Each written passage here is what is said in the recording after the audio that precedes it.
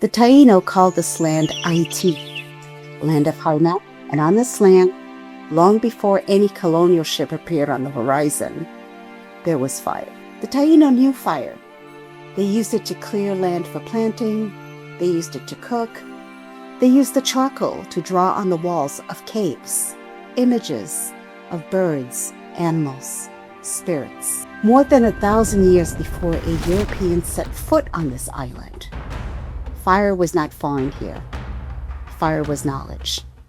So when we talk about charcoal today, about Shaboom and forests and survival, let's be clear about something from the start. The people of Haiti did not inherit making the charcoal from the colonizers. It already existed on the island. What colonization did, however, was change how this resource was used, how it was made, and how it was distributed. You're listening to Diaspora, the Soul of the People, Season 1, Haitian Soul. I'm your host, Marie, and we've talked about the dishes, the soup, the maïs moulin, but we haven't talked about one of the most important aspects of the cooking process, the fuel. Today's episode is called Chabon, Smoke, Soil, and Survival. This is not an environmental lecture. This is a story about fire, power, and what happens when something ancient meets the modern age. Let's start where the story actually begins. Not 1492, not 1804. Long before any of that, the Taíno were the indigenous people of Haiti, the island that today is home to both Haiti and the Dominican Republic. They were farmers, they fished, they were builders, and artists. They cultivated yuca, sweet potatoes, corn, beans, peppers. They built communities of thousands, and they understood fire. They used a method called slash and burn, clearing land with fire, then heaping the ash-enriched soil into mounds for planting.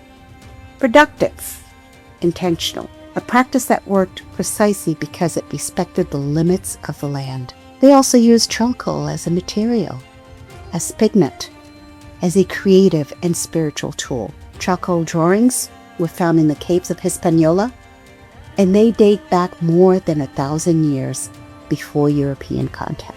This matters because the story of charcoal in Haiti is almost always framed around the themes of poverty, destruction, and crisis. It almost never begins here, with a people who understood the land, who worked with fire deliberately, who had been in conversation with this land for generations. That knowledge was already there.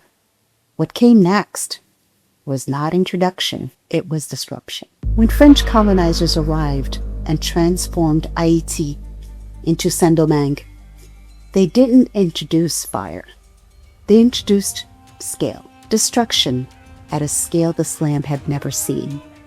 Forests were stripped for sugar plantations, for coffee, for indigo, for tobacco and mahogany, the things that made Saint-Domingue the most profitable colony in the entire Western Hemisphere. The enslaved Africans who did this labor, who cleared the land, who fed the mills, who built the infrastructure of colonial wealth, did not benefit from a single tree they cut. And then came 1804. Haiti declared independence, the first free black republic in the world. And France responded by demanding payment, not acknowledgement, not an apology.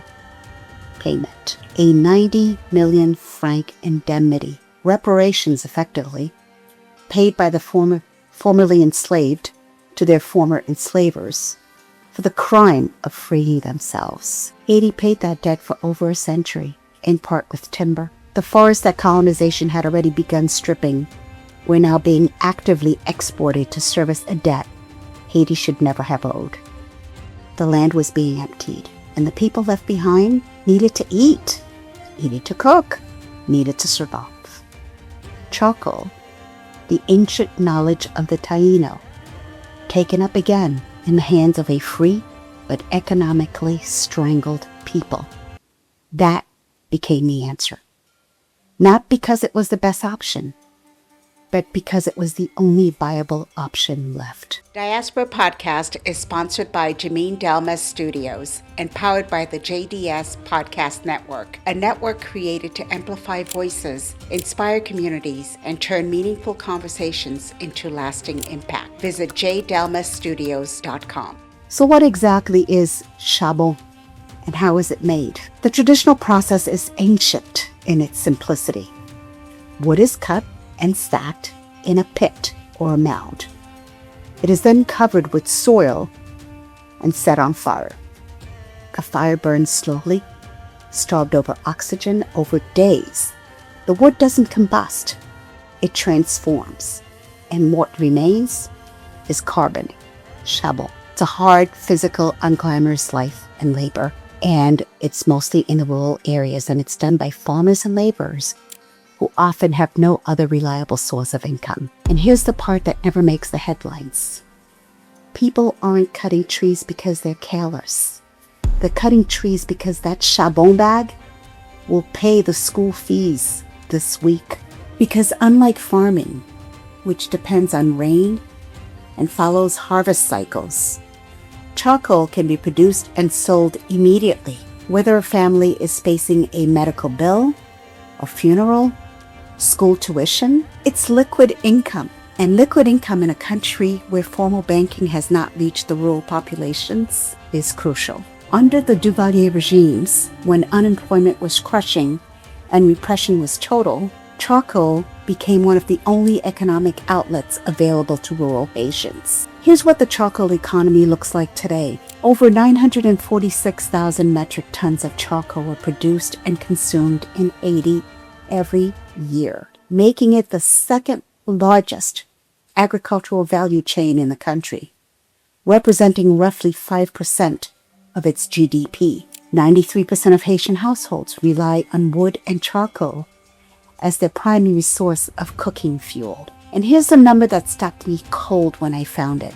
The average Haitian family spends about 50% of their income on cooking fuel. 50% on fire. And now here's the supply chain. The charcoal industry generates about $300 million a year, but only 20 to 25% of that makes its way back to the people who produce the charcoal, the people who put their health at risk, breathing in the fumes. The rest flows to transporters, financiers, and market resellers. And at the very end of that chain, sitting in the market heat, selling bag by bag, cup by cup, are the women, the Machann. They didn't build this industry. They didn't create the policies. They didn't clear the forests. But they are the first ones seen and the last ones to be paid. And the cost doesn't stop at the economics. The smoke from charcoal production, carbon monoxide, benzene, fine particulate matter, settles into the lungs of the people making it and selling it every day. Research consistently links this work to chronic respiratory diseases, reduced lung function, and in severe cases, heart disease and death. Workers are exposed to wood smoke for up to 14 hours a day during the burning process. Most have no protective equipment. None of this is accidental. It's the architecture of a system that extracts the most from the people who can least afford to say no. The men making the charcoal, the women selling it in the market.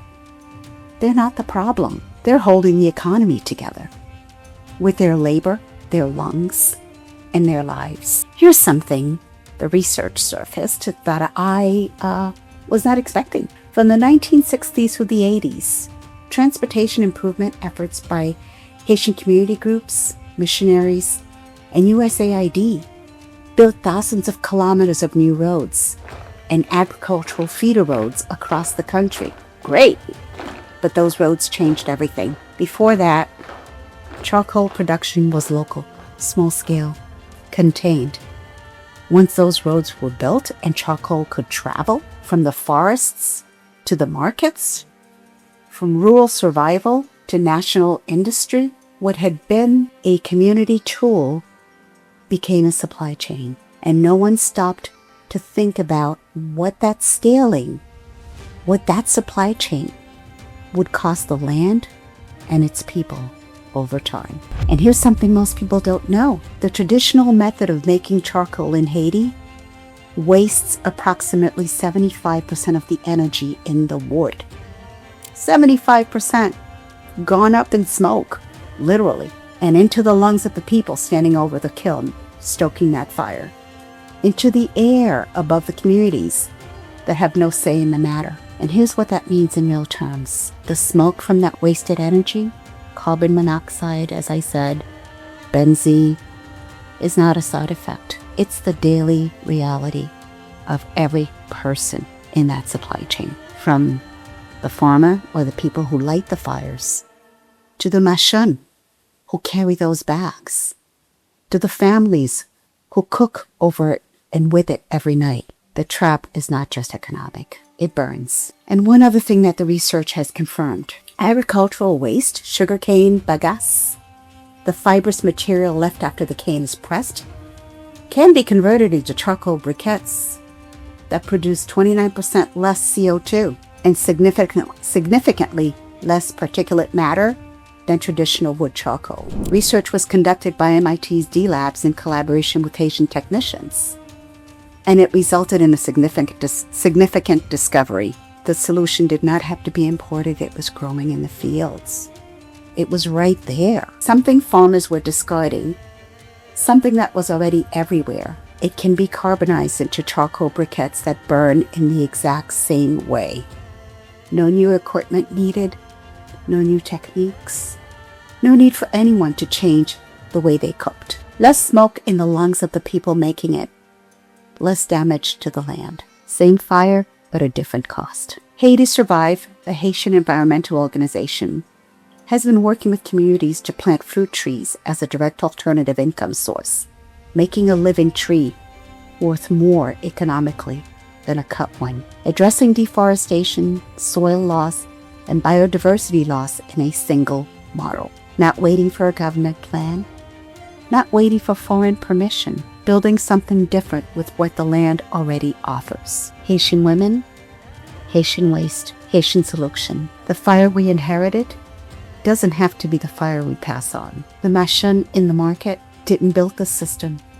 She was born into it. She carries it to market every day, in her lap, on her skin, in her lungs, in her labor, in the price she accepts for something the rest of the world undervalues. Yet she is still standing. So here's what I want to leave you with. The next time you hear the story of Haiti's deforestation, and you'll hear it told as a story of Haitian carelessness, Haitian poverty, Haitian failure, you now know where that story actually begins. It begins in a cave with charcoal on a wall made by people who were there first, people who understood the land, who knew exactly how to harness the power of fire. Share this episode with someone who only knows the crisis, not the origin, because the origin story changes everything. You can find us here at Diaspora, the Soul of a People podcast. And until next time, be well, stay well.